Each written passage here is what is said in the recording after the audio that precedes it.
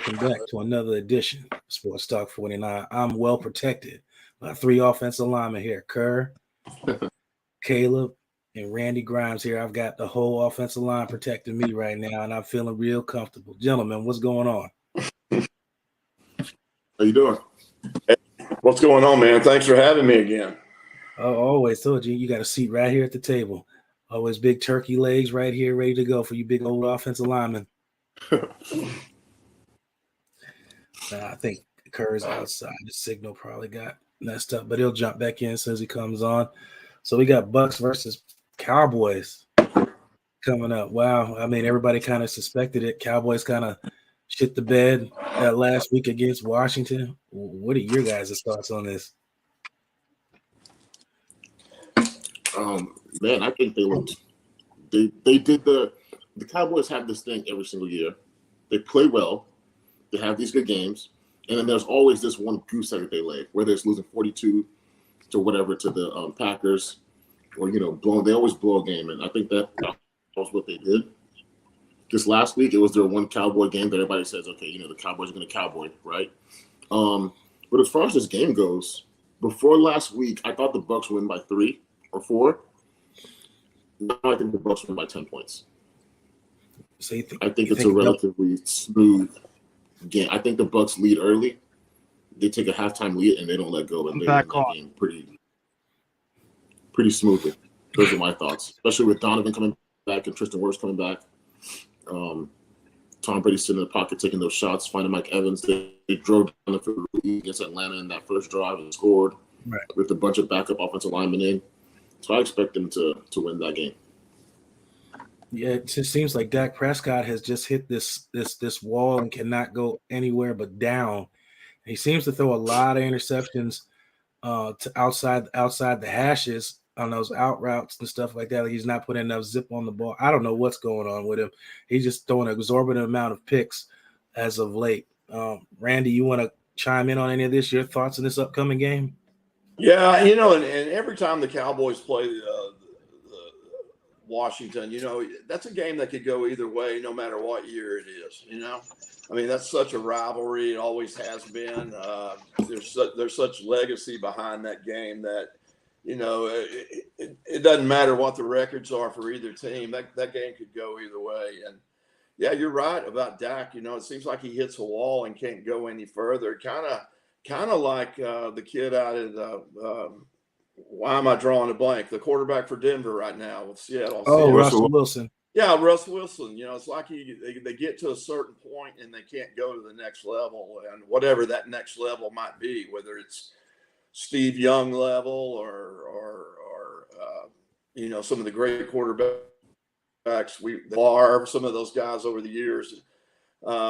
Just can't seem to get up to that next level there. But, this is going to be a tough game for the Bucs. This is going to be a game that because the Bucs are playing real great. They got lots of problems.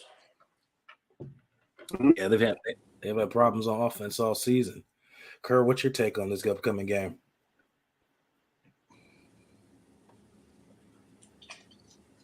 So Kerr having signal issues out there. It's all good. Yeah. But go ahead. Yeah, go ahead, Gabe. I was going to say on Dak Prescott, I think when Dak had his most success, they were not letting him throw the ball 40 times a game. Every quarterback is not Josh Allen and Patrick Mahomes and Joe Burrow, and now you have the next level guys. So it's Lawrence has shown they can be that guy. Justin Herbert has shown that he can be that guy. Every quarterback isn't that. Some guys are Kirk Cousins, right? They can win you games, but hand the ball off. When Dallas was playing their best, they were playing complimentary football. They were handing the ball off. Zeke gets his 20 touches. He's the bell cow. Pollard gets his 10 or 11, springs some big runs. Now the defense is going to stack the box. They're going to put 8 in the box. You give your receivers a chance to win on the outside, and Dak can make those plays and those throws and win games. You saw the Packers when early in the season when they found out, okay, Aaron Rodgers is not the guy that's going to throw for 400 yards anymore. So instead of throw 40 times, hand the ball to Aaron Jones and your other running back, Thomas Dillon, and let's make plays in the passing game when we can, and you win games, and defense gets a chance to rest, and the defense plays better. Michael Parsons has struggled the last 6 games. They want to start airing the ball out Dak is throwing picks, you're playing more snaps, you don't get to rest as much. It affects the whole team. And so it doesn't matter what you're paying your quarterback. I know you're paying him $40 million, but that's just the going rate for quarterbacks now. They're all making 35 plus $1 million. All the young guys are going to be making $40 plus $1 million. Some guys are making 50. That's what you have to pay quarterbacks, right? So run the ball, let your defense get some rest, and let Dak make play action passes. That's when he was at his best, when they were winning playoff games, right? And they were going 12-4 and having these good seasons. So I think they need to change their formula. Yeah, I agree with the play action passes. That gets a quarterback out of a slump too. It gives them more confidence. It gives them an opportunity to make some plays and complete some balls. So I love play action, especially if and it gives you a lot of break. Play action. Oh yeah, it gives us the break, man. So Kerr, what's your take on that? You're an offensive guy. You play for Dallas. I mean, what's your take on this whole Dallas scene? I think they're all overpaid. That's number one. I think when they give these guys those type of big contracts, it really hurts their game because now they have to live up to that $200 million. Damn.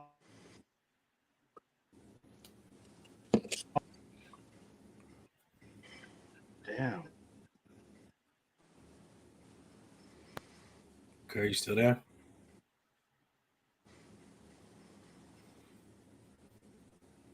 So good. He's just signal. He's outside. But yeah, I mean, I see where he's coming from. But yeah, with these contracts just inflating, I get where he's coming from. And now you got to live up to high, especially with Russell Wilson coming from. But you got to understand.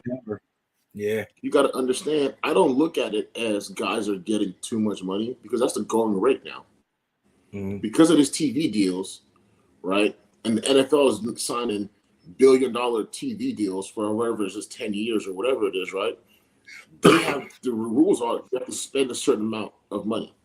Right. So you have your cap, right? And there's a hard cap in the NFL. It's not like baseball or basketball where there's like luxury tax. There's a hard cap.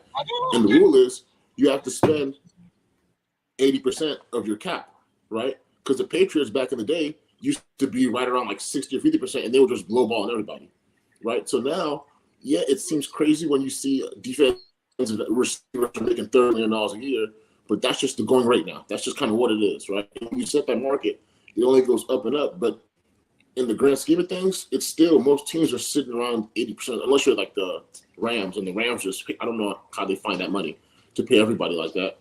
But like that's what guys get paid, and it's just like if you want the good player or not. So you can say I don't want to spend the money, but then somebody else is going to pay for it, right? Because that's kind of what the going rate is. And so I don't think there's always going to be those guys who when they get paid, they shut it down. Like, okay, I'm good now, right?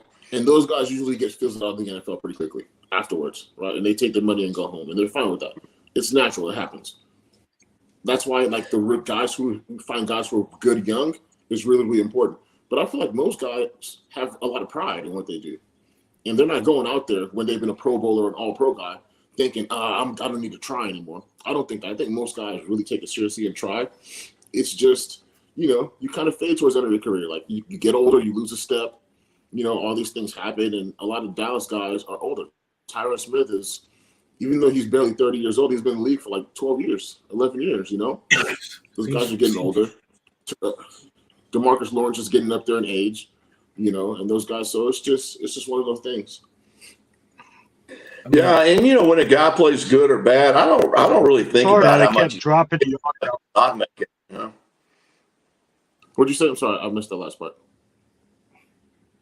You talking to me? Yeah, Randy. Sorry. Oh no, I was just saying, whether a guy plays good or bad, I don't really think about how much he's making or not making. That never even comes in my mind. Everybody's out there competing on the same level and doing the best they can, like you said, and whether they're making 50 million or 300,000, and I think it's a pretty competitive game across the board. So we'll get on the Dallas topic real quick. I have a question for you guys, right? Say Dallas loses this game, right? Which I think they will. I think the Bucs win. I think the Bucs advance. So Dallas loses this game. Where does that leave Mike McCarthy and Dak Prescott. Because the rumors with Sean Payton, before they hired Mike McCarthy, Sean Payton was the rumor that they were going to go to, right? I don't know if you guys heard that, but like that was the rumor that they were going to go to. I heard that from a lot of credible sources. But Mike McCarthy was winning, and they looked really, really good early in the season. But now to have that stinker, right, that they had last week, if you come and lose to a sub-500 team, another early playoff exit, kind of the same thing. Jerry Jones is a splash guy, right? I could see something happen where Jerry Jones says, hey, Sean Payton's available. He's out of his contract now with the Saints officially. Do you think that's a possibility? They make that change? And do you think they start looking at Dak Prescott and saying, can we trade him with somebody? Can we get a Derek Carr in here? Can we make that kind of thing? Can we get a Lamar Jackson if that situation isn't working out with the Can you hear me? Am I on? Yeah. Yep. Yeah, go ahead, Crawford. What were you saying? Yeah, what were you saying earlier about what's going on with the Cowboys as of late? Jesus.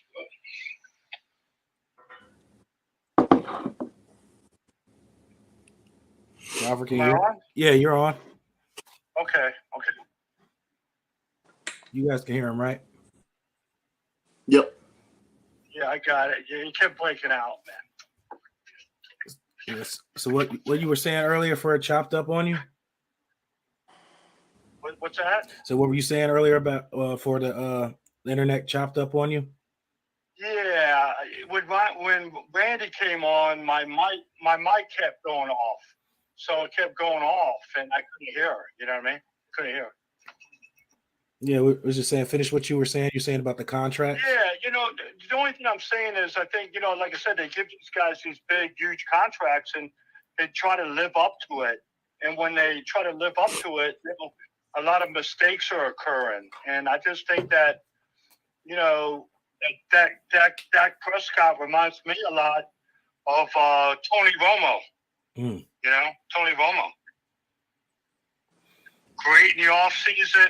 Great in the season, but a little rough in the playoffs. Regular season champ, playoff chump. Right. Do you guys think that because of we've seen the greatness of Tom Brady and his wild playoff steps, how he raises his game in these situations, and we're seeing something similar from Patrick Mahomes and Joe Burrow. Joe Burrow's a little bit early because he had one playoff run, and Patrick Mahomes, that we start to expect every quarterback to be this way. Because most quarterbacks aren't. Aaron Rodgers, as great as he is, Aaron Rodgers, other than that 1 year that they had that beautiful run and they won Super Bowl, he's average in the playoffs, usually, right? He falters in the playoffs. Peyton Manning, for a long time, like that was the knock on him. Like he's great in the regular season, he's average in the playoffs. So for me, I think that like there's very few of these guys who you can go into a playoff game being like, okay, this guy's going to race as great as he is another level that he pushes to in the playoffs, right? Like Tom, that's why I tell people if the Bucs got into the playoffs, all bets are off. Because when Tom Brady's in the playoffs, there's just a level he takes it to that I think most quarterbacks just don't have. It's like LeBron James in the playoffs or Michael Jordan in the playoffs, right?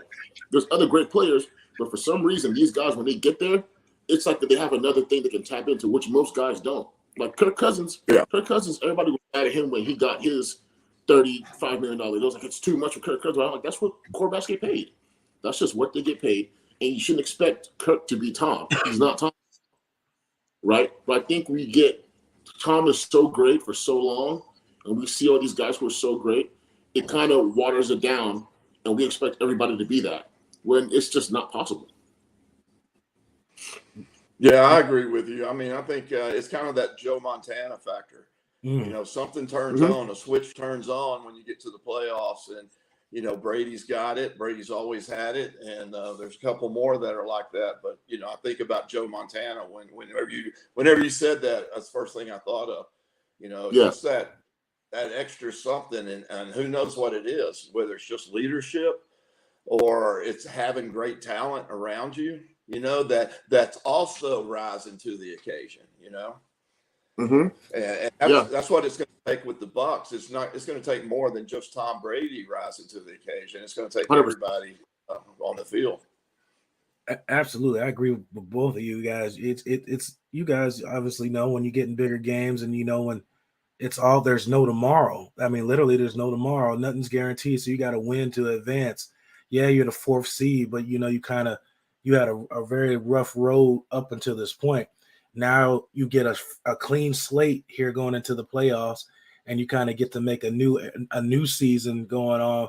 Which is what happened previously. The past 17, 18 weeks doesn't matter now. Now it happens for this playoff run, and they have a chance to air it out like they did those last couple of games and get the ball vertically downfield, get your big play starts. The Godwin looks like he's in full stride again. Mike looks like he's connecting again. Let's see if that continues. The defense has been solid all year, even with injuries. I think that's a part that got downplayed a lot with this season. The defense has been solid the entire year, except for the exception of a couple games.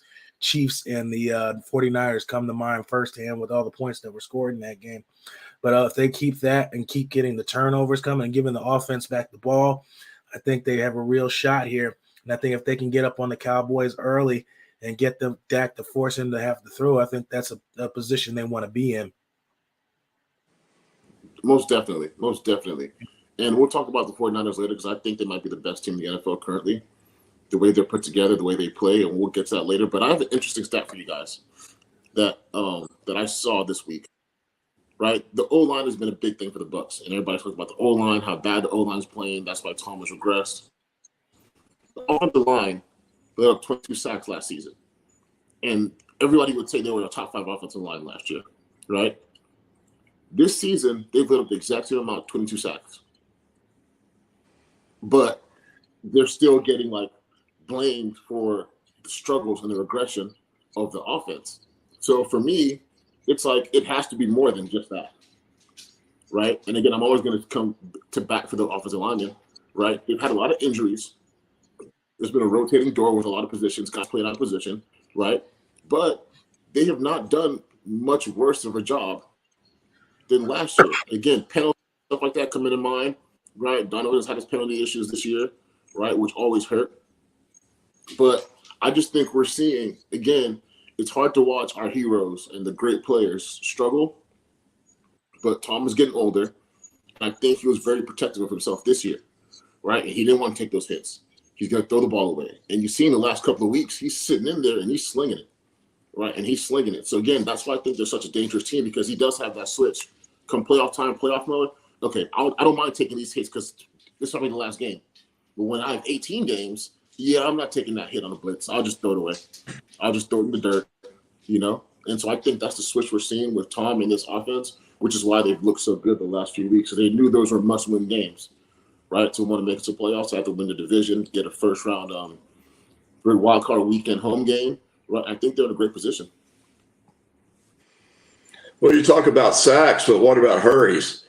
And how is that affecting Tom? Is that making him drop back and throw quicker? Is that making him not look at his second and third reads?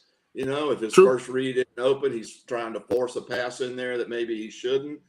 I don't know what it does to the psyche of a quarterback to know that your pocket's collapsing on you every snap. If that makes you get back there, throw quicker than you probably should have. I know Tom likes to analyze the whole field when he gets back there, and I don't know that he's had that luxury this year. And it's sometimes hurries are just as dangerous than sacks. True. And I agree 100%. And go ahead. No, you good. I'm listening.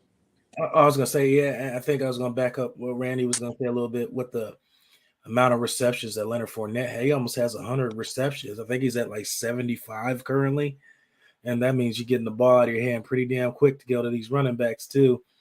I think it was the Panthers game.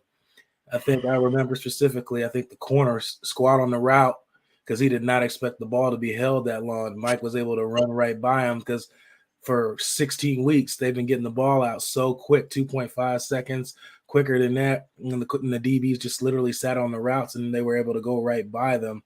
But yeah, they call that, Randy, they call it seeing ghost when the protection, when you're so used to the protection breaking down and you're expecting defenders to come through and sometimes they're not coming through and quarterbacks are still getting the ball out quick. They call that now, seeing ghosts. But I can't really answer how it does to their psyche, but I'm sure it kind of speeds up your clock there a little bit because you're expecting somebody to come through. Well, especially on your blind side too. Yeah, our coach, I'm sure you've heard this before, Randy. Coaches always stress, making sure the pocket's as clean as possible, right? Because I've seen it in quarterback. When you have a dirty pocket in a few plays where guys are falling in their lap, they're throwing and hitting helmets, you'll see guys start using bad mechanics. They'll think somebody's coming by and they'll back up and throw a pass off their back foot, and there's nothing really there. It's going back the same goes, but they're so used to the pocket collapsing and guys not doing their job the right way. It definitely does affect them. Right. And the first time they hit their hand on a helmet, then it's all over. Yeah. So yeah, but yeah, man, I'm excited. I'm excited for the Bucs. I'm excited for this city. I think it's going to be a fun game. I think the Bucs are going to face the Niners in the championship game, right? And that's I think they win this week. I think they play Philly. Philly has looked beatable the last few weeks, right? Jalen Hurts has missed a couple of weeks, and he's been kind of up and down. I think 3 interceptions and 1 touchdown in his last 2 games. The running game hasn't really been what it is. I think they're getting Chauncey Gardner-Johnson back, which is going to be a huge, addition for them, because he's also like Brady kryptonite. I don't know if you watched those games against the Saints, but he picked off Brady every game he's played against Brady, right? Which is not a lot of guys can say that. They had that infamous picture where he was smiling in Tom Brady's face after the interception last season in the Saints to seal it. So that's a big get for them. But I think they beat the Eagles also, getting ahead of ourselves here. I think they end up facing the Niners, and the Niners move on to the Super Bowl. That's my future prediction. We'll see how it works out. I can see that happening.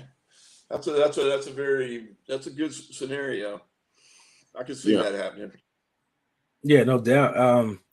I don't know. I got up this morning, just had the strangest feeling that the 49ers are going to lose their first playoff game. I don't know why. I just got up this morning thinking that. I can't explain. I don't really have a rhyme or reason. I was just like, well, I just got the strangest feeling the Niners going to go through all this year and then just ended up losing that first playoff game coming out. So I don't know. But we'll see what happens. The playoffs, anything could happen. The Niners have looked great all year long, especially what they did to the Bucs. And the thing that's so impressive to me about the Niners, they looked as good as they did. They started 3 quarterbacks. 3. Some people can't even 1. They found 3 quarterbacks who can play well enough for them to win games. Joey Bosa is having Nick Bosa having a defensive player of the year, right, type of season. Fred Warner might be the best middle linebacker in the NFL currently. Their DBs play well. They play sound defense. Christian McCaffrey's looking like himself. He's running the ball phenomenally. George Kittle is George Kittle. Deebo Samuel came back last week. If Brock Purdy can manage the game, and not turn the ball over the way he's been doing, they're a tough out, man. Imagine if they had a great quarterback. Imagine if they had a Derek Carr or a Tom Brady or an Aaron Rodgers. It would almost be unfair.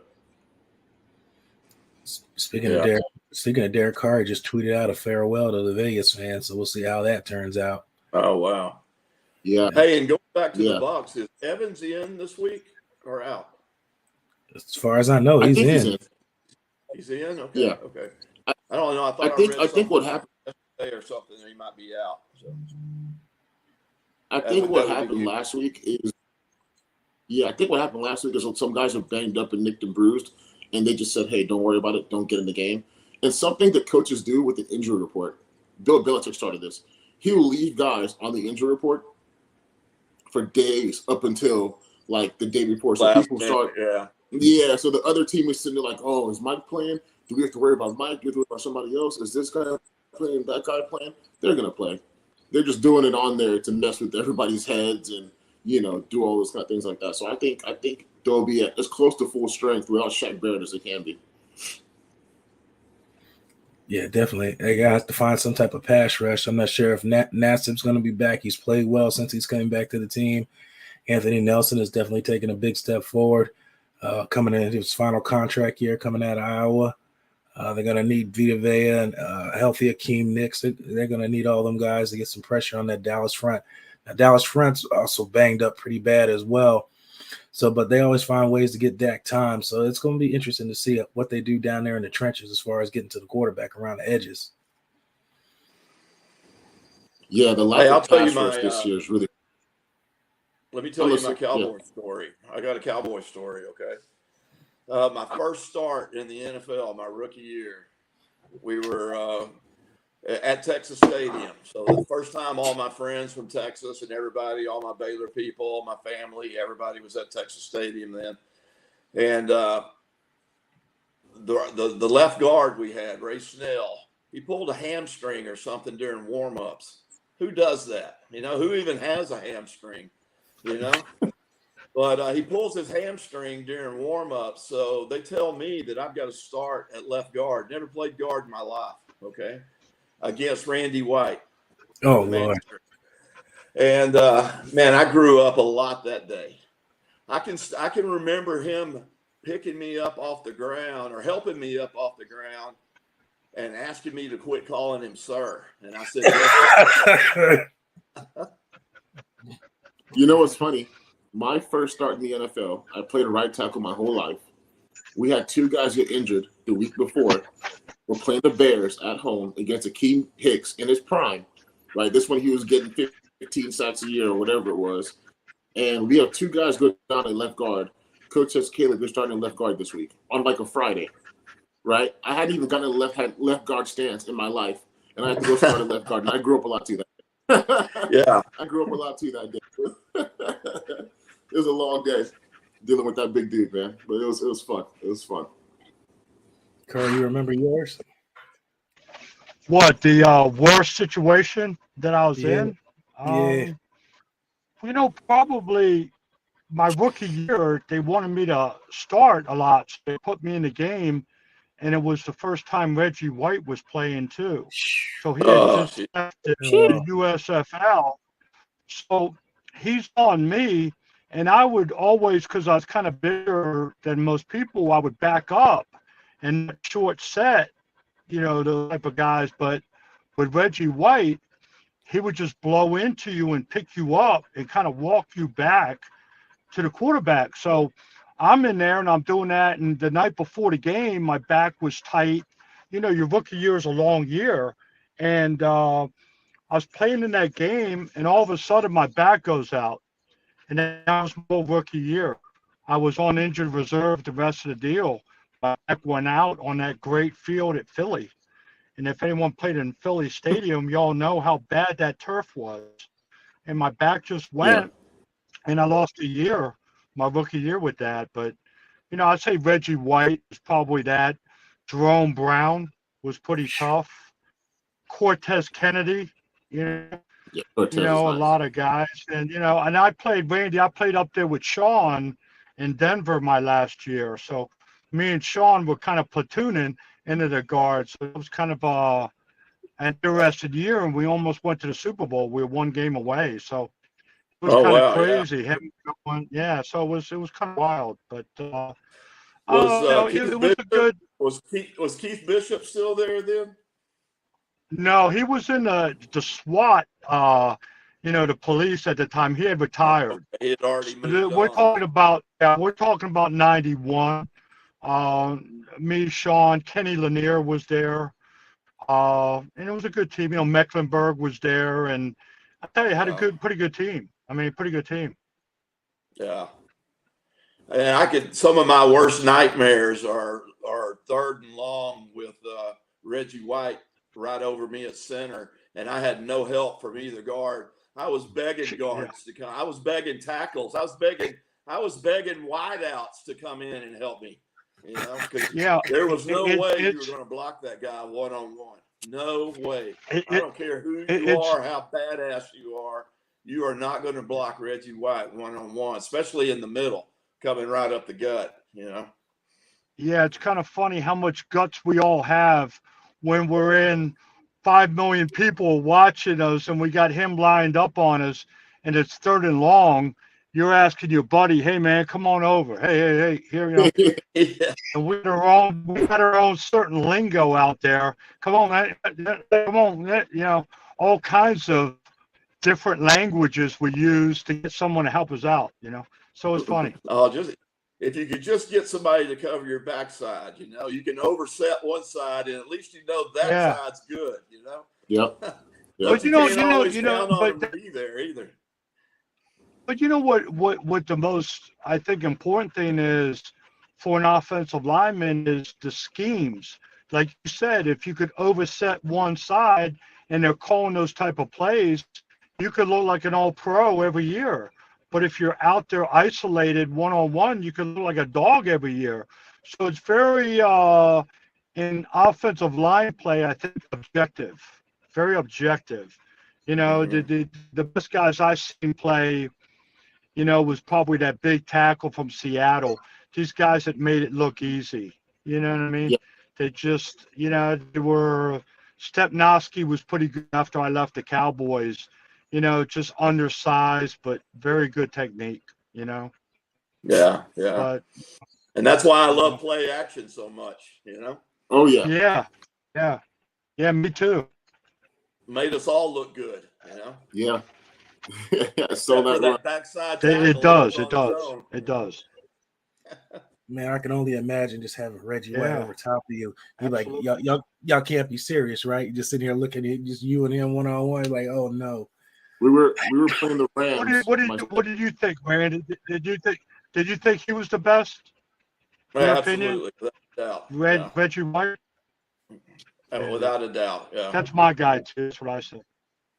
We were playing the Rams second, and all week, you know, the media was asking because he was on a tear, right? He was on a tear that year, as he is every year. And the media is asking the offensive line coach, how you going to scheme against 99, Aaron Donald? And they're like, are you going to slide to him? Which is what most people do. We're gonna, wherever he's at, if he's a left tackle, we're going to slide over there. If he's a right guard, we're going to slide over there. Coach comes into the meeting room one day and he says, you know, everybody's talking about sliding to Aaron Donald. I trust my guards. We're gonna block him one-on-one. And we all look at each other like, no, we're not. We all just perked up because you know sometimes you get tired of meetings early. He's like, we're gonna block him one-on-one. No help. You guys got this. I trust y'all. We all like, no, don't do that. We're like, don't you dare. Don't you dare put me on an island with that dude. I saw Aaron Donald go from left tackle on one drive in consecutive plays from left tackle to right tackle and beat every single person on that line. Wow. Like, it's just like some special stuff, man. We were just like, no, sir, don't put me one-on-one with this guy all day. We passed the ball like 50 times, you know? You want me to do 50 pass rushes against Aaron Donald one-on-one? There's no way. That's recipe for disaster. That's 50 plays of ass whoopings. Yeah, nobody wants that. But yeah, you got to scheme those good guys, man. You got to really plan for them. And there's ways to do it where like Crawford said, everybody can look good, you know, and still get the job done. There's other techniques you can use up there, but leaving somebody one-on-one on an island, especially in the middle, you know, that's never going to work. And the bad thing about it is the quarterback knows it's coming. Yeah. He knows where everybody's going, and he knows he's got Reggie White coming right up the gut. Then what do you think he's thinking? He's thinking about dropping it off to that running back real quick. Exactly. I want to touch on another point because we talked about this last week, and it's an ongoing thing, right, with the Lamar Jackson situation. Now he's not going to be coming back for the playoffs. He is injured. He has an MCL sprain, right, which is not fun if you've had it. It's not a fun thing. Your knee's real stiff, and it's swollen. And it doesn't really get better without just doing nothing, right? Because I had one before, and I just played through it because, again, I'm an offensive lineman. I don't get those kind of luxuries to just say I'm not going to play, not going to practice, right? You'll be on the street real quick.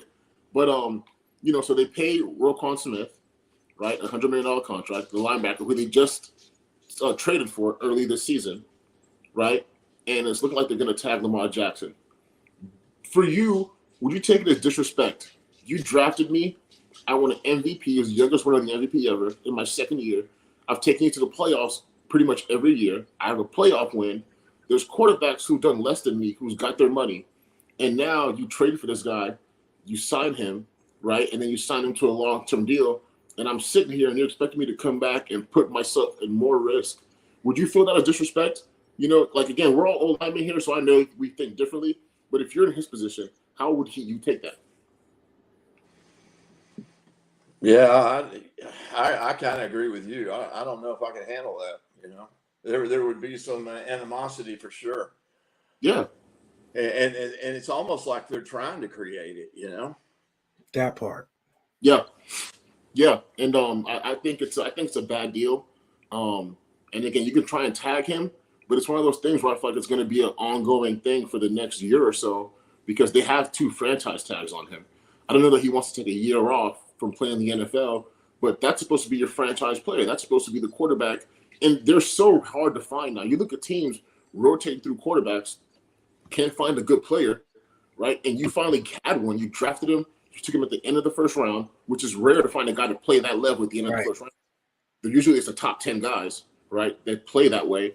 And you have that, and you don't take care of him. And it doesn't make any sense to me. I don't understand the way you can do that, right? And you talk about, the way he plays, he gets injured, this, that, or whatever it is. But it's like, man, like if you get 5 more years of the way he's been playing the last 5 years, then you got your money's worth. You know what I mean? I would love to be back in that room sometime with some of these scouting coordinators and GMs and hear some of the conversations that they have. A lot of these guys, never wore a jock in the pros. Yeah. And making these kind of decisions. I would just love to be a fly on the wall and listen to some of these dumbass conversations that these people are having about players and but they're experts, Randy. Rate them and what they look for and everything. It's so funny, Randy. We were in OTAs, and the first phase of OTAs, you're not allowed to have players across from players, right? To kind of help not have less injuries, right? So a lot of times the scouts will be the ones when you're doing like your little jog throughs, right? The scouts will be the one playing defense, and they'll hold bags. And one day we get up there, and we're like, hey, we're working on odd fronts today. And they all look at each other like they have no idea what an odd front is, right? They don't know what 3 down is, what 4 down is. So we literally have to go move them like, hey, you stand here. And we're watching this on tape, and George Warhol goes, isn't it funny these are guys who decide if you have a job or not, and they can't even get into the front? But you want to evaluate players, and you don't know what an odd front is? And you're going to go sign a defensive lineman who you think is a nose guard, but really he's a 3 technique, and you're wondering why he can't play nose because you don't understand fronts. And it's mind-blowing sometimes. Wow. And that's why we said earlier, the last time we were together, I'm so happy that more players are getting to say your ends of the stories instead of everybody talking for you, because this is a fact. These guys are considered expert. These guys are supposed to be expert analysis of your guys' talents and your skill levels and stuff. And they're educating the uneducated. It's like the blind leading the blind. Those who don't understand the game quite as well of those who play. So yeah, it's absolutely hilarious that when I hear these types of stories, because it's all the time. Well, and they do get it right half the time, Yeah. But a blind hog could get it right half the time, Yeah. One of the things that I've noticed happens a lot in the NFL, especially in free agency, right? You watch a guy play, and you scout this dude. It's like, I'm going to give this guy $70 million. And he was a hand in the ground, true 5 technique, and he excelled at that very well. Let's take Cam Jordan, for example. Cam Jordan is a true 5, 280 pounds, has enough speed off the edge, can play. Imagine you go sign Cam Jordan, and then you put him as a 3-4 outside linebacker, start telling him to do drops. He's going to look like a different player. And then people are going to say, oh, wait, Cam Jordan fell off. It's like, no, you're asking me to do DB drops and linebacker drops. I don't do that. I rush the passer, and I set edges, right? And I can beat double teams, and I can kick tight ends' butts. So I've never understood when people do that, and you get people and you sign them, and then don't do what they do well. Don't put them in a position to succeed, and you say, this guy is terrible. Russell Wilson. And then you accuse them of not living up to expectations. Exactly. Like, why would you? Russell Wilson had success doing something one way when he was in Seattle. Then you come here and say, hey, go be Aaron Rodgers. He was never that. He was never on time, on the script player. He was off the script. So you need to run the ball well, right? Run it. Play action. Roll him out. Get him out the pocket. Let him find plays downfield. Let him make magic or whatever it is. Draw plays on, right? And so it's always mind-blowing to me. And then you say, oh, this guy stinks now. No. You're not doing what he does well, right? So it's funny. It's funny that you guys bring that up because I got good connections to Fletcher Cox, and it's funny that you talk about not playing guys what they're supposed to do. So I think the Eagles defensive coordinator is Gannon, I believe, and they had made some comments previously about Fletcher Cox and the guys not doing, living up to what they're supposed to be doing. And Fletcher got on social media and said, "Yeah, you got us doing stuff that we're not supposed to be doing. As you got us dropping back in coverage and doing other things like that." So down the season later, when the Eagles were on their run, Gannon would make calls, and Fletcher and Brandon Graham started doing their own thing and ignoring whatever Gannon had called. And when it was brought to Sirianni's attention, Sirianni said he don't give a shit as long as it's working. So, it's funny how you talk about when guys do stuff to players and then they get on media talking shit about your play, and it's your ass is the reason why I'm not doing what I'm supposed to do. But you ain't going to say that to the media. You'll just let the bus run me over, though. Yeah. I got a funny story. Yeah. We had JPP. It was his first year in Tampa. And whoever our D-line coach was, he likes to do these wraparound games and do a lot of stunting and stuff like that. You have Gerald McCoy and Jason Pierre-Paul playing on one side. Why are you running games with them? Let them rush, right? So they've been doing it for a while. It wasn't working. They weren't getting sacks. One day, JPP walks into the locker room. This is before the game. We're all getting ready. He strolls in. He says, "Hey, guys," he yells at the whole locker room. He said, "I don't care about none of them stunts coach is calling. I'm rushing the passer today." He yells it out loud. Gets 3 sacks that game. That was the one he broke the record, wasn't it? That's the day he broke the record. That's I remember funny. clearly. He came It and was he said, Falcons, wasn't it? "Huh?" It was the Falcons, wasn't it? I think so. Yeah. He said, "I do not care about none of them stunts he's calling. I'm rushing the passer." And he was winning. And he got 3 sacks. And everybody's like, "Well, I don't think that guy stayed around much longer. I think he got fired that year." But yeah, it's just Yeah. It's just funny though. Like, it's like, dude, you have these 2 guys. I know what you think your scheme is amazing. Let them play. Let them do it. Jerome Cook can get upfield. In his heyday was a problem. Jason Pierre-Paul was a problem. Let them rush. They're on the same side. So you can't slide to both of them. You're going to leave Vita Vea on the backside by himself, right? So you got to play them straight up. You have a great 3 tech and a great end. Let them rush. And they can play off each other. If JPP goes inside, Gerald is rushing, he knows, okay, I'll loop around him. And it happens naturally. The great players know how to do those kind of things.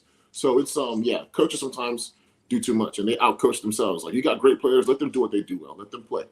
Yeah, and they don't give the offensive linemen enough credit because we're pretty good at picking up those stunts, Oh, yeah. We recognize it pretty quick, and that takes some of the momentum off the defensive player having to do all that looping and running down and all that. And we're pretty good at picking up stunts. So somebody that's just rushing the edge or just blowing you up, right into the quarterback. Those are the worst kind. Yeah. Especially the guy that can get up underneath you and he's going to make you look bad. Exactly. He's gonna throw you, launch you right into the quarterback, kind of like it happened to us a couple weeks ago. Oh yeah. That was ugly. That's like every offensive lineman's worst nightmare. You get more rush quarterback. It's just so demoralizing, and the whole league sees that. The fans see it, especially in the social media era. It's going to be looped and played again. It's going to be on the D-line high. One of my goals throughout my whole career, I said I never want to be on anybody's highlight tape, right? And like, we always think about worst case scenario because the best thing we can do is not get noticed. So if you get noticed, something ugly. I ended up my 3rd year. Fletcher Cox, he's the only one who's on that tape I'm on. And funny enough, talking about Fletcher, I said to him, and for the first few weeks, I had really good hands, right? And I used to punch people into no man's land. Like, I used to strike them really, really hard. So Fletcher, on the first pass play, on 3rd down, he knew I was going to shoot my hands really, really aggressively. And as soon as I shot them both, he swiped my hands, went inside, and just sacked Ryan Fitzpatrick. And I'm just like, oh my! On the first 3rd down in the first quarter, on our first drive, like, so now the rest of the day, he can just do whatever he wants now. He's like, he already got a sack, so he's playing with house money. I ended up having a good game. I locked back in and I stopped shooting my hands aggressively because he was waiting on him. But that's a nightmare for offensive linemen. You give up a sack early, the D lineman is going to start spinning. He's going to start doing moves he's never done before. Now you don't know what to expect anymore, and it's a different kind of scenario. It's a different head game. No doubt. Like I said, you guys don't get enough credit. Most of the time when they give offensive line credit, is bad credit when something bad happens to you guys. You guys like Baldinger, give shout outs to offensive linemen and guys like myself who like to do like tape breakdowns because it just goes unnoticed. I don't know why. Just everybody's so attracted to the flashy thing, the shiny toy. They like to watch the wide receivers and running backs and things like that, and they don't like to watch the things that happen in the trenches that actually make all of those other things relevant. So well, there's sacks are bad. They're the worst thing that can happen to an offensive lineman unless you're a center and you snap a shotgun over their head. Yeah. Yes, that's the worst. Yeah. Centers it's amazing though. It's amazing how fast you can turn around as a center though and start sprinting for the ball. It's amazing the speed you have. The 4.5 speed real quick. Oh yeah. The funny ones is when you don't know that you snapped over the guy's head and you just hear all the fans go, "Oh!" And you just hear the whole crowd react. You're like, "Wait, what happened?" And then they're recovering the ball in the end zone, and like, "Oh my goodness!" What was that? And then you're just praying that the quarterback dropped it, that it wasn't your fault.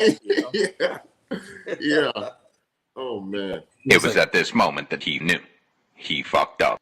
It was at this moment that he knew he fucked up. It was at this moment. Yeah. I got a question for you, Blake. So with the Derek Carr and the Raiders situation that's going on, do you think Tate Adams asked for a trade now? Because I've been hearing that they're shopping him around, right? Yeah, I saw that. It's a two-part question, right? So Josh McDaniels was supposed to be this ballyhooed coach who comes in and great offensive mind, right? Quarterback guru. He made Tom Brady this, Tom Brady that, because every coach wants to say that. I told this to the kids I coach up in House of Athlete.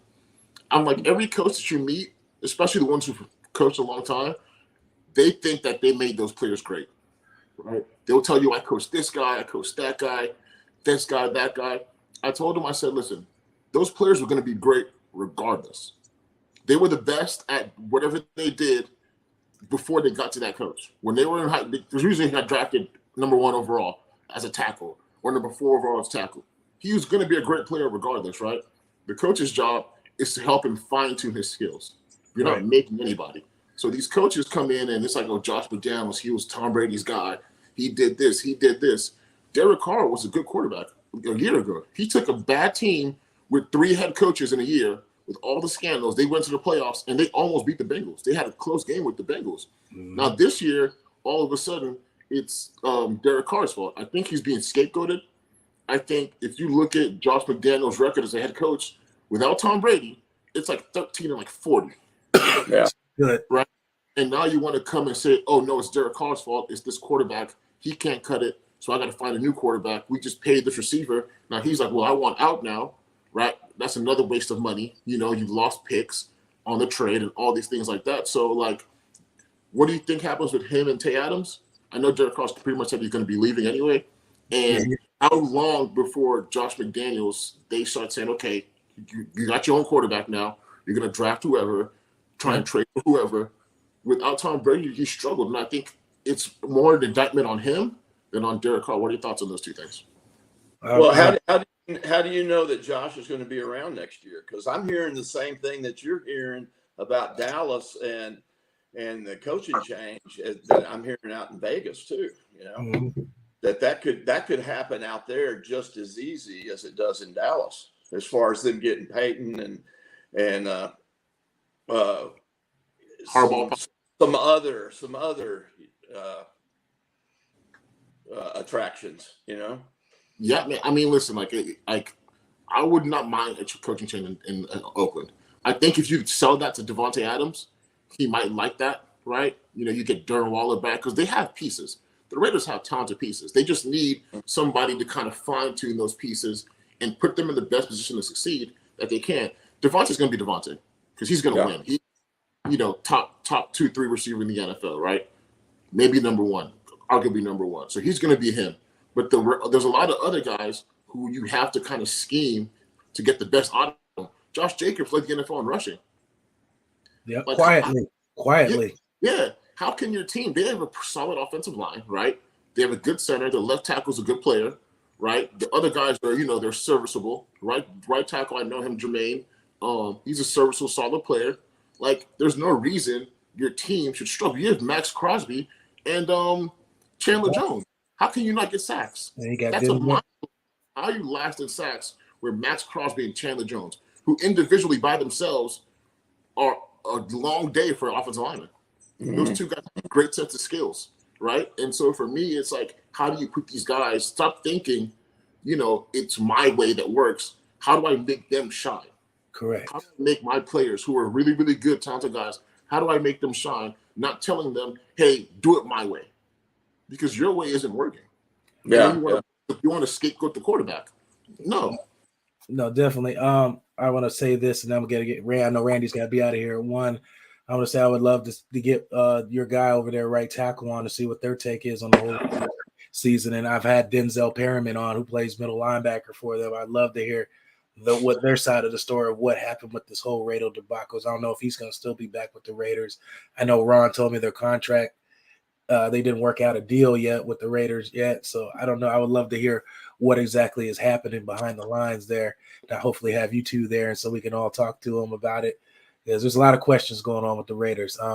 Any final thoughts before you head out, Randy? No, I'm excited about this weekend. I think the Bucs are going to pull it off. I think it's going to be a tough game. Dallas is going to come in here, and I think they're going to rise to the occasion too. They're going to play pretty tough football, and I'm excited about the game. I'm excited about all the games this weekend. I think there's some great matchups. You going to the game? No. All right. I think before you leave, Randy, I think the most special, we talked about Tom Brady and how he elevates his game.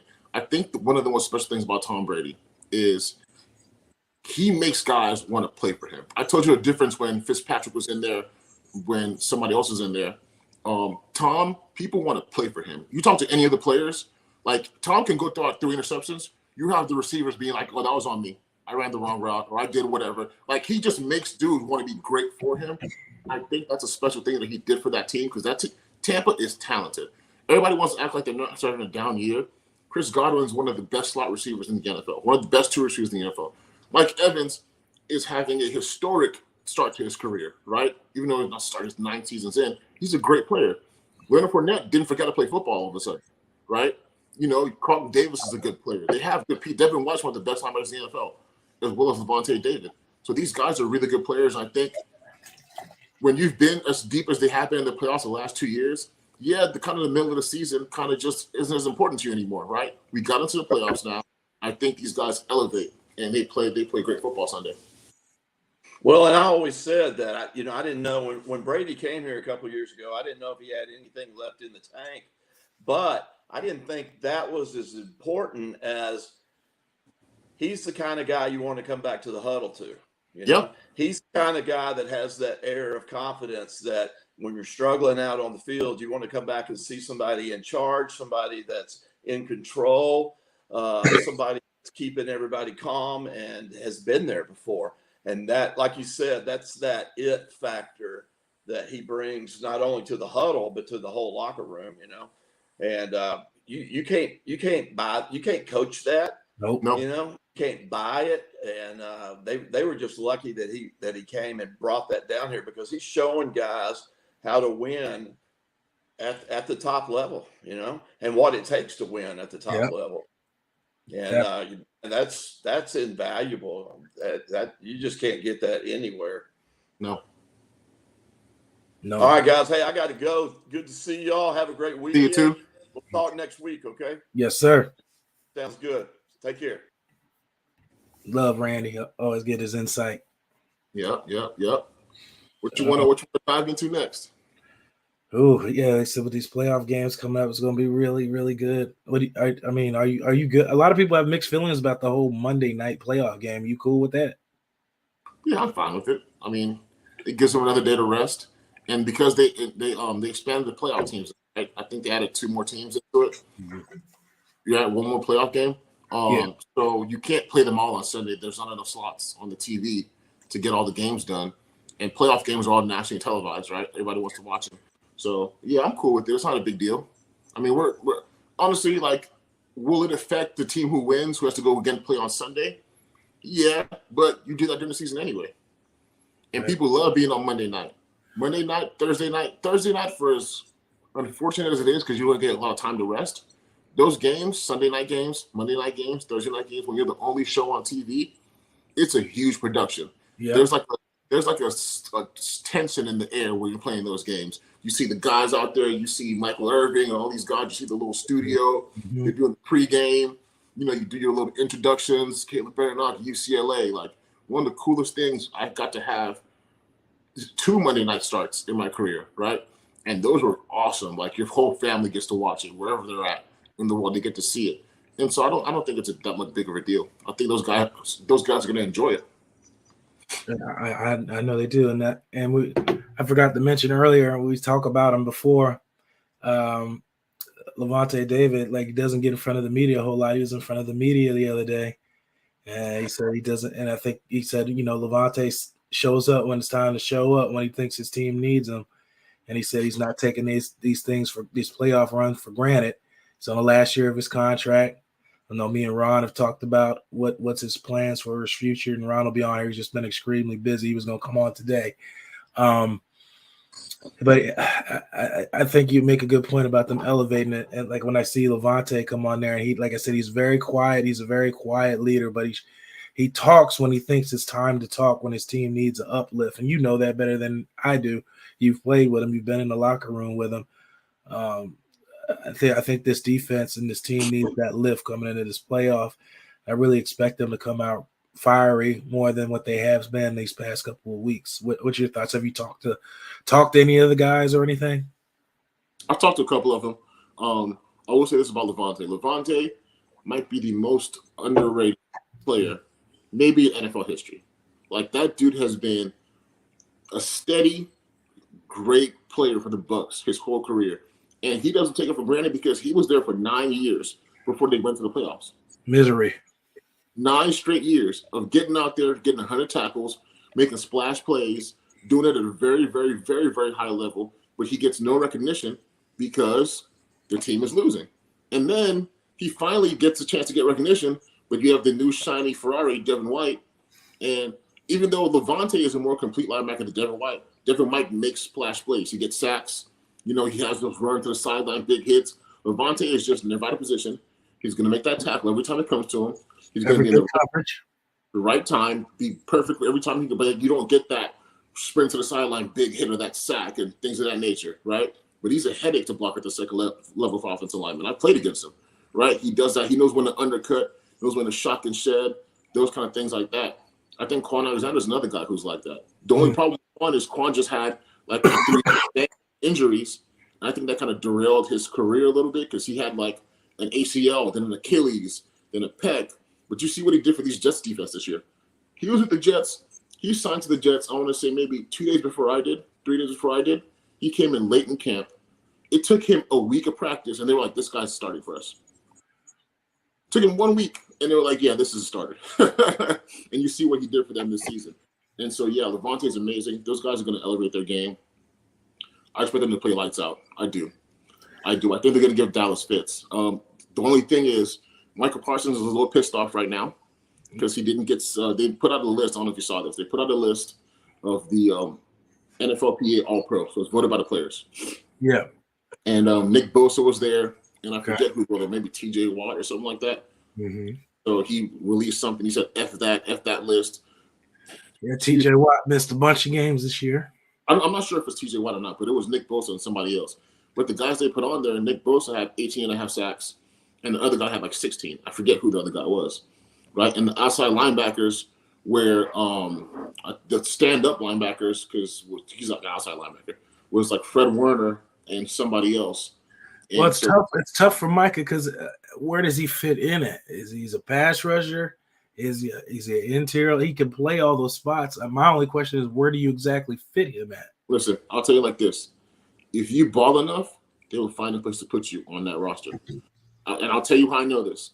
Khalil Mack in year 3, I think it was year 3 in the Raiders or year 2 in the Raiders, he made All-Pro, AP All-Pro at 2 positions. First guy to ever do it. So there's 11 guys on the field, But really, it was 9 because they said Khalil Mack is the best defensive end and the best outside linebacker. So they put him at both those spots. That's how great of a year he had. He had like 5 sacks one game. So if you ball enough, they'll do that. But Micah, over the last 6 games, he has 1.5 sacks. He started off really, really hot. Over the last 6 games, he has playing hurt. Yeah, he's been playing hurt. So it's like, but he is pissed off, right? He did have, I think, 2 sacks up until he started getting chipped against the Bucs week 1. Yes. When him and Lenny were going at it on social media. Yeah, right. So you kind of handle him, you neutralize him. I think Tom's gonna have time. He's gonna do great things. Yeah, we're gonna look forward to that because you know Mike is gonna try to rush against your boy Donovan Smith and try to, because I think he had 1 or 2 sacks against him in that week 1 game. No, Donovan got injured week 1, remember? And it was Wells. But he was in, I think it was in the red zone where he got hurt. I remember the play because I think the defender did an inside move, and Donovan's arm got whipped in between the defender and the guard. It just got whipped in there. Yeah. But I can't remember. I know Parsons had 2 sacks. Who it was on specifically, I can't remember if it was. I know Wells gave up 1. Mm-hmm. I don't know if it was Donovan or not. I don't remember if it was on the same side or not because Parsons goes to both sides, so it's hard. I can't remember which side he was on, but it's going to be a good matchup. I know there's going to be a lot of shit talking in that game, especially like I mentioned in week 1 with the whole social media thing when Lenny put Parsons on his ass on the chip block where people were trying to say it was a dirty block. I'm just like, how is it? You know it's coming. You can see him. You can see him coming. You know the chip is coming. You just got put on your ass. I mean, it happens. Whatever. Just get back up and some next play. And he's young, and he played damn near middle linebacker when he was playing Penn State. Mm-hmm. So he's new to this whole D-line game. Great defensive ends. When they see the chip coming, they just play. They play into the tackle. I'm not going to give you anything to hit because I know that chip is coming, right? Mm-hmm. Or I attack the chip, right? So the really good defensive ends guys have been playing it for a long time. They know he's still learning. He's only going to get better because he just started rushing the passer a year ago. Yeah. Right. So to even have the success he's had doing it is insane, right? So I expect him to get better. And Dallas definitely had a steal. They had a steal. They made the right pick on that. Jerry Jones, likes to make impulse picks sometimes, but he's made a couple good picks. Diggs, the Diggs selection, Parsons selection, like I said, Teron Smith selection. He's made a lot of great picks as of late. But that tackle that they got from Tulane, everybody killed him because he led the NFL. Smith, yeah, he led the college in holding penalties, right? So everybody said he's awful. He has played well. Being offensive line as a rookie and starting games is not an easy task, right? And he has been serviceable. He has played well. He's played guard. He's played tackle. Tyron Smith was playing right tackle last week, which was great, right? Because they had so many injuries. But he's made some good draft picks, and they're talented. Dallas leads the NFL in Pro Bowls almost every year. Well, I kind of, as I got older and started understanding the game better, I don't take a value of Pro Bowls like I used to. No.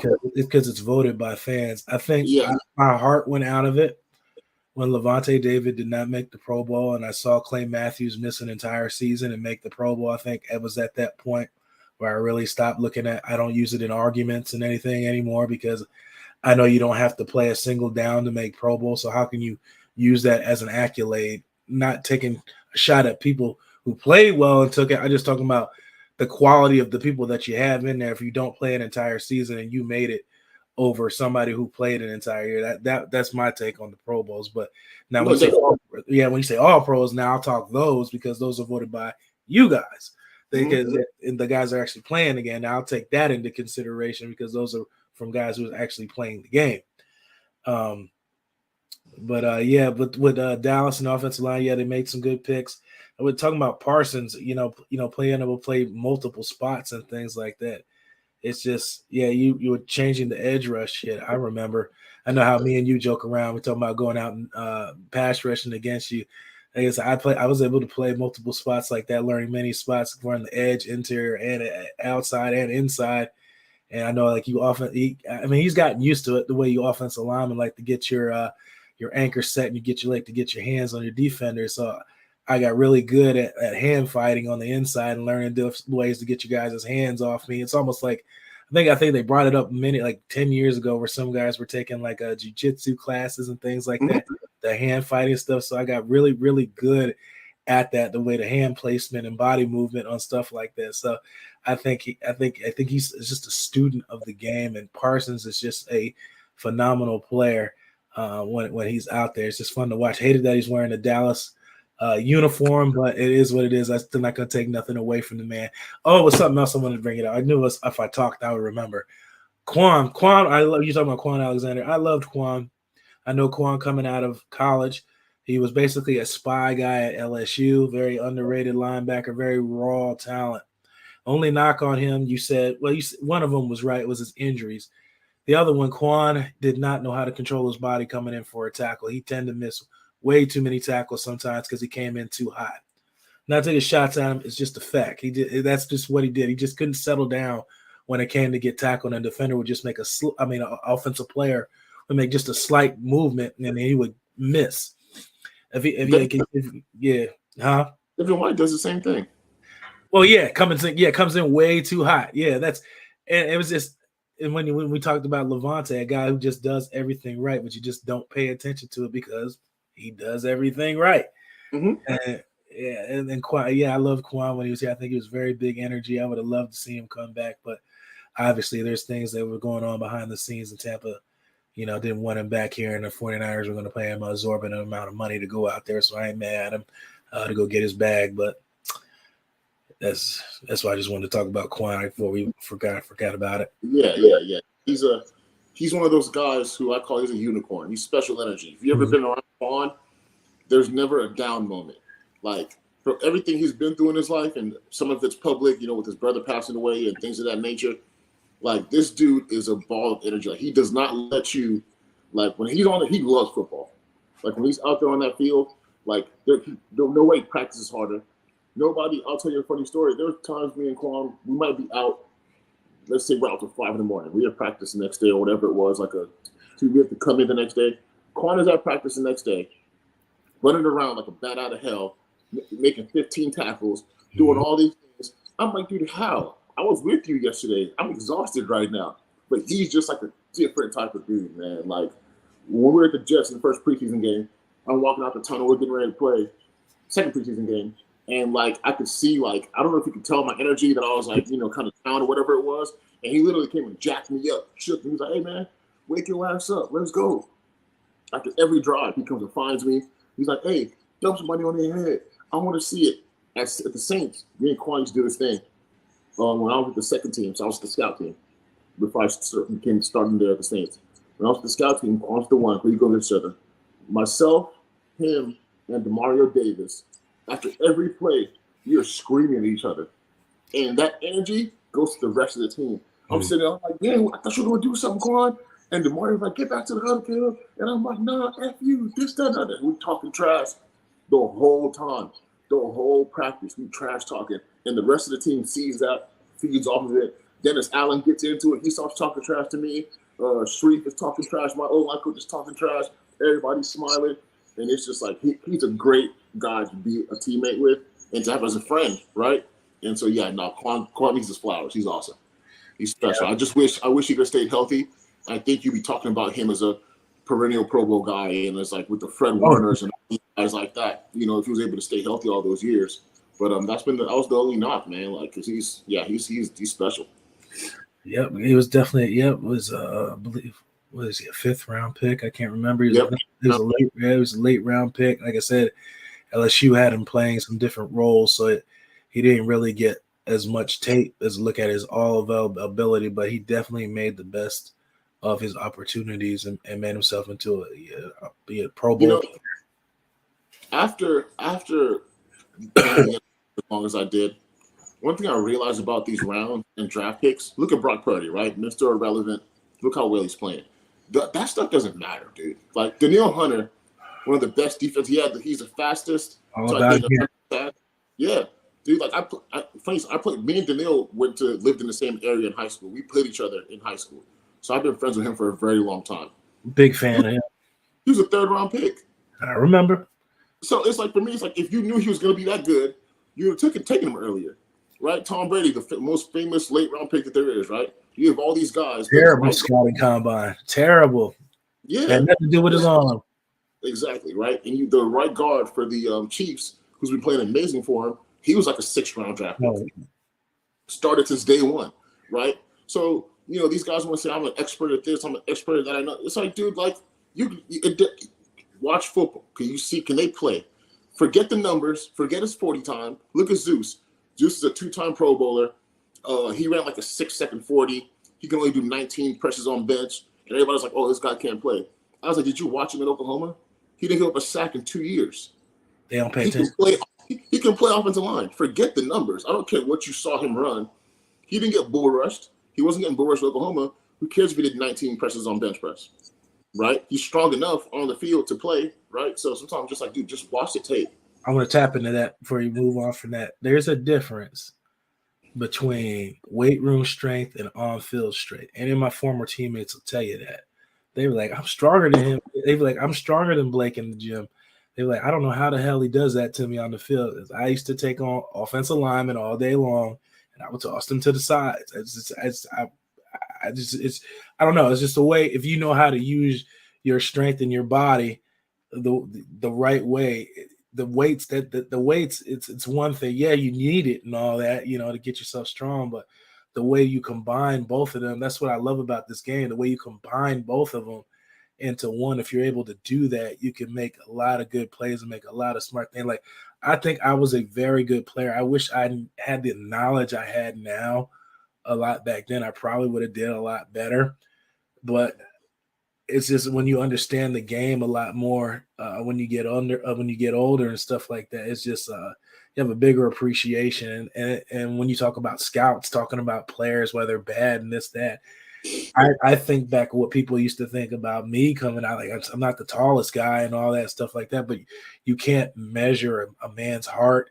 You can't measure the tenacity when you're in a game. When I look at a guy's tape, I look at the energy that you put out when you play. I look at a lot of small intangible things that people don't look at, not just the highlight tape of the plays that you did. I like to see the plays when you didn't get to the ball. Were you running it down from the backside? Were you trying to get to the play? Because a lot of those times, those effort plays, that's when you get turnovers and things like that. So it's a little small things, but like you said, scouts don't look at that. They're just looking for the obvious thing. And that's what guys like Brock Purdy's, Tom Brady's, Kenny Clark's, all these guys fly under people's radars because they can't see the real talents in front of them because they've never been in these situations, but yet they're considered experts. One thing I'll say, right, and me and Jason Light have our own beefs, but Jason Light is a really good evaluator of talent. Mm-hmm. I don't think people understand how rare it is to draft guys in later rounds, even in the early rounds, and rarely miss. Mm-hmm. Most guys that he's drafted since he's been in Tampa have been starters for years for that team, which is rare because most draft guys, you see guys who got drafted in the first round get released left and right after a year or two.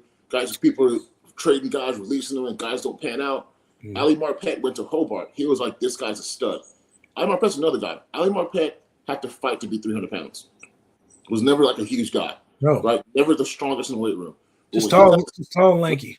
When he got his hands on you, you just don't move anymore. I used to ask him, I'm like, dude, because I was a puncher, like I have to strike, right? Yeah. He would just go and clamp you and you're done. I'm like, how do you do that?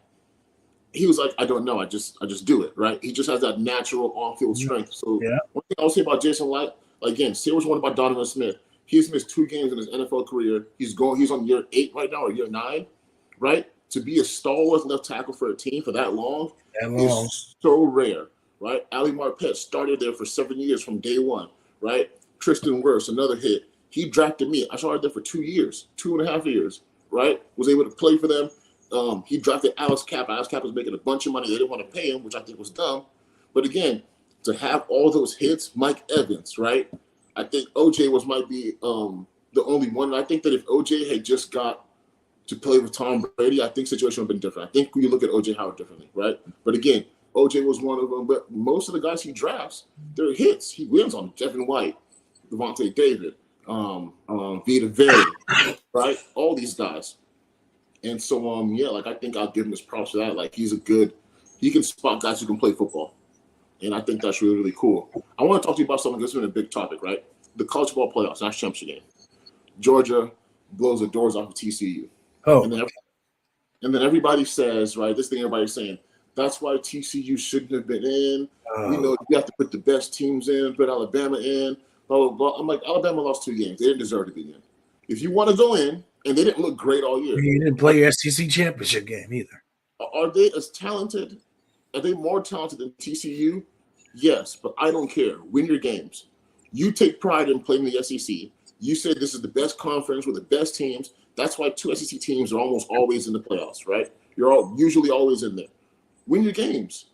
TCU lost 1 game, and you want to tell me you're going to put a 2-loss Alabama in over them? No. Yes, TCU got their butt kicked. There's a disparity. Georgia, there was a statistic. Georgia's last 5 recruiting classes, it was like number 1, number 3, number 2, number 1, number 4. TCU was like 45, 60, 23, 45, 35. The players are not the same. Do they have talent? I love TCU's quarterback. They have a stud wide receiver. They have some good players. But as a whole, Georgia is so deep with talent. They're getting the best players in the country. It's going to be a disparity, right? But I still like seeing TCU in there because you run the risk of having it be Alabama and Georgia Invitational, right? If you want to see those teams rise to the top again, I think they're expanding the playoff to 12 teams, 12 or 16 teams in a couple of years. That'll be a lot of fun to see because then you get to see all these other schools who have great years, and you might see a Baylor in there. Or that 1 year UCF, I think, had that great year when they were 12-0. Yes. Right? They played in some crappy bowl game because they weren't ranked high enough, right? So again, I think they should move to an NFL format, college football. So, okay, you have the top couple teams in your division, top couple teams in your division, top couple teams in your division. Okay, we're going to have a playoff, right? Win your division, win your league, right? And you're automatically in. Forget your ranking, right? Win your division, win your league, you're automatically in, and then we can go to rankings. I don't know all the logistics of it, but I want to see it expanded. But I think TCU deserved to be there. They beat Ohio State. They deserved it. Ohio State is way more talented than them on paper, but they beat them. They deserve to be there. They got their butt whooped. It happens. It happens. And Alabama fans are salty. People are salty because they didn't get a great national championship game. Well, you should have won your games then. You shouldn't have lost to Tennessee. You almost lost to Texas in week 1. Texas won like 8 games last year. Yeah. So if you would have played better, you would have been in. So don't be salty and saying we would have gave Georgia a closer game. Georgia's in their dynasty right now.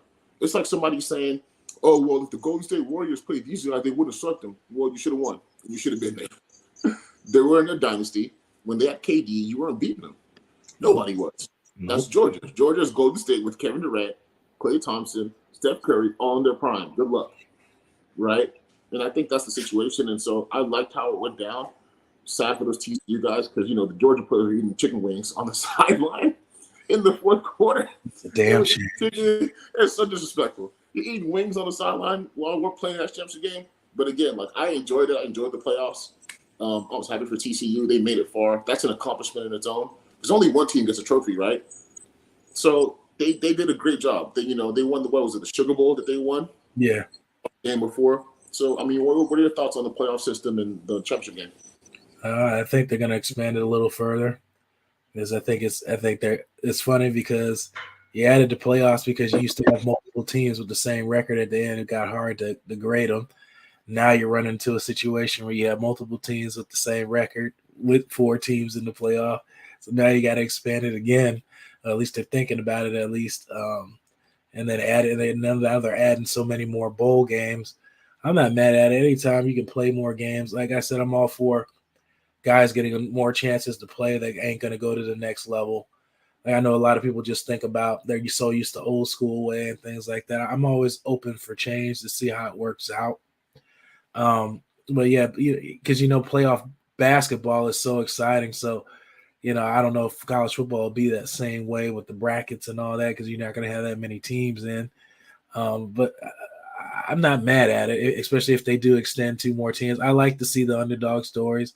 I wouldn't like to see it be 65-7. But like you said, it is what it is. You played bad. You got your ass whooped. It is what it is. That's the game.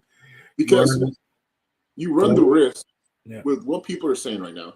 You run the risk of de-incentivizing teams to play well because these guys won all their games other than the last one. Yep. So who are you to tell them, oh, because you're less talented than Alabama, you shouldn't be here? Well, they should have played better because they were the number one team in the country and they lost 2 games.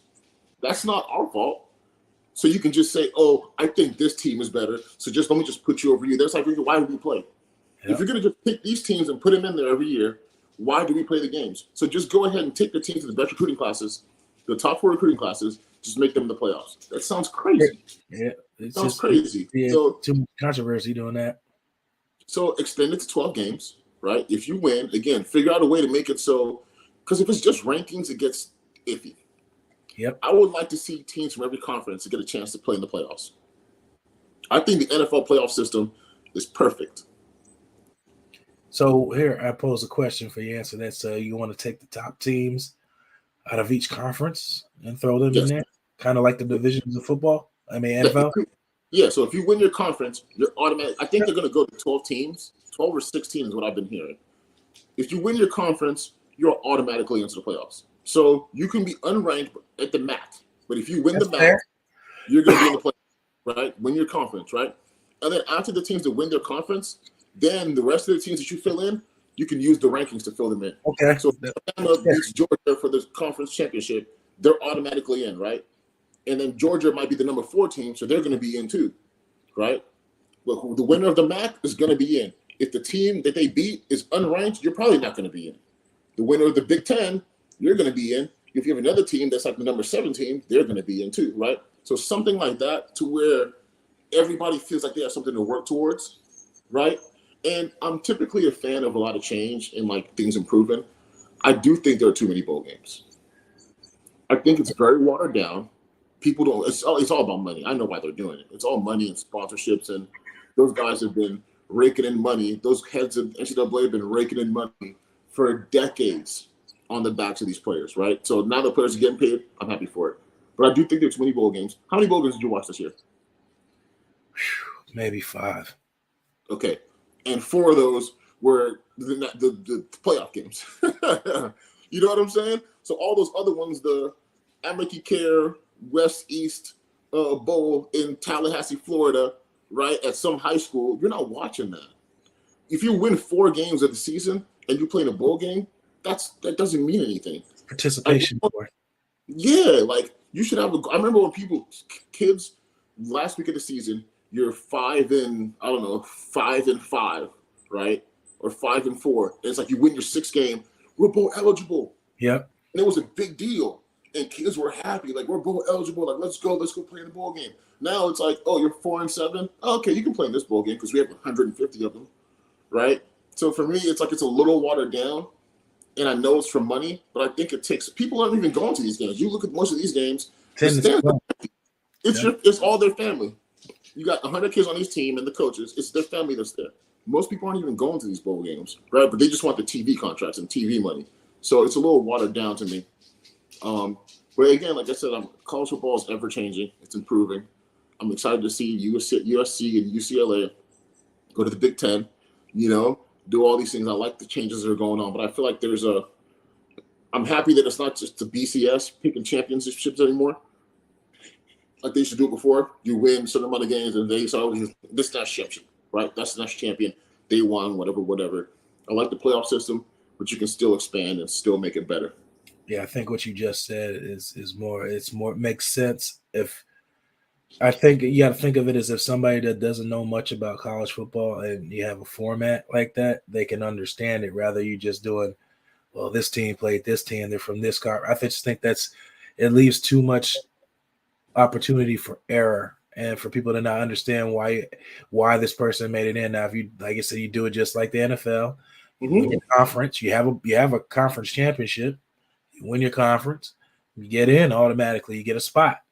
And then you go from, like you said, you go with the old ranking system like you did before for the other guys that do it. Strength of schedule, win-loss, who lost to a ranked team, who lost.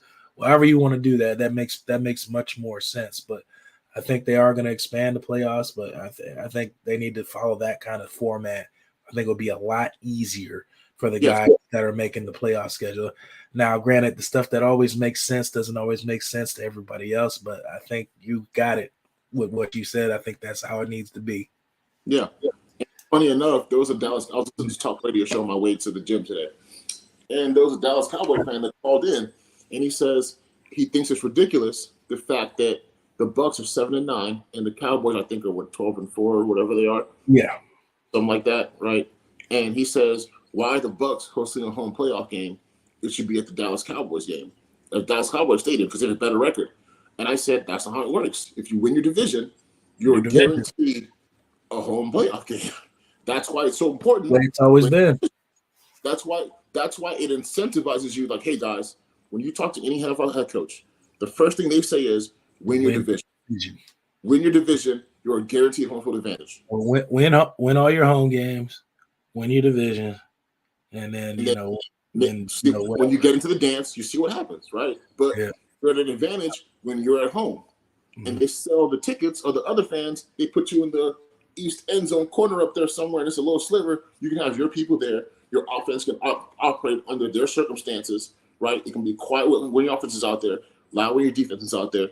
So win your division. It shouldn't be like, oh, I have a better record, but you lost your division. Beat the Eagles. You should have beat the Eagles, and you'd have been okay. Don't drop games you shouldn't drop. Don't lose to the Redskins by 30 points, right, the last week of the season. You know what I mean? And so I think it's a great format. I think it makes a lot of sense. I think college football to find a way to incorporate that. No doubt. I think that's the route that they need to go. I want to do something fun before I have to head out. All right. Do you have a list of playoff games? I want to do a little predictions. I can pull it up right now. Yeah. NFL. I'll give you mine. You give me yours. Well, almost like a bracket. Yeah. We'll see. We can even keep track of it, see who's right at the end. All right. Seattle 49ers. Seattle 49ers. Okay, I got the 49ers winning by 14 points. Ooh. I told you I got up. I just had the strangest feeling the 49ers would lose this game. So I got Seattle by 7. Okay. All right. Next one. Good one. Chargers, Jacksonville. Yeah. It's a good one. I got Jacksonville by 3. Ooh. I was gonna say you want to come back to that one. Are you sure that's your final answer? My final answer. Jacksonville by 3. Trevor Lawrence and Justin Herbert are going to have a duel. Trevor Lawrence throws for 305 yards, 2 touchdowns, 1 pick. Okay. Justin Herbert throws for 325, maybe 3 touchdowns. I don't see him throwing an interception, but I think Jacksonville pulls it off. They have a better running game. They play more team football. I think they pull it off. They get a couple rushing touchdowns. Maybe Trevor Lawrence rushes for 1-2. But I think it's going to be a fun young quarterback duel that game. I think Jacksonville pulls it off by 3. I'm gonna be a little biased on this one and go with Jacksonville as well. My late cousin used to be a huge Jacksonville fan, so I'm gonna go with you on that too. I'm gonna go with Jacksonville on that one, and I think they squeak it out by 3. Next one is Bills and the Dolphins. Bills and the Dolphins. I say Bills by 21. I think Josh Allen has a lot to prove this playoffs. I think they won the division, right? No, the Bengals did. Bengals did. Yeah. But yeah, I think Josh Allen goes out there and slings it. He's gonna have one of those huge games. He's been playing his last, I think, 4 playoff games. He's been off the charts. He has a lot to prove. I think he throws about 4 touchdowns, but has a bunch of yards, makes some great runs. The Dolphins without Tua, they got nothing, right? And I don't even think Teddy Bridgewater's healthy, so they're on their third quarterback. Yeah, so I think we're both Bills on that one. I don't think we have an argument in that one. Yeah, I think it's a blowout win for the Bills. If it's not, I'll be damn surprised. Something catastrophic's got to happen. Yeah. Here's a good one: Giants, Vikings. Ooh, I'm gonna go with the Vikings.